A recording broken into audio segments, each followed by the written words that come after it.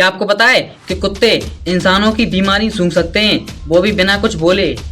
देखो, कुत्तों की नाक इंसानों से लगभग 10,000 से 1,00,000 गुना ज्यादा ताकतवर मानी जाती है। उनकी नाक में इतने ज्यादा सेंट रिसेप्टर्स होते हैं कि वो इंसान के शरीर में होने वाले बदलाव भी पहचान लेते हैं। वैज्ञानिकों ने पाया कि कुछ कुत्ते कैंसर, डायबिटीज और यहाँ तक कि इंसानों में आने वाले हार्ट अटैक और सीजर के संकेत भी पहले ही महसूस कर लेते हैं। कई बार कुत्ते अपने मालिक के पास अचानक अजीब व्यवहार करने लगते हैं और बाद में पता चलता है कि इंसान की तबीयत खराब होने वाली थी। आपका कुत्ता सिर्फ आपका दोस्त नहीं, बल्कि कई बार आपकी जान बचाने वाला अलार्म भी हो सकता है।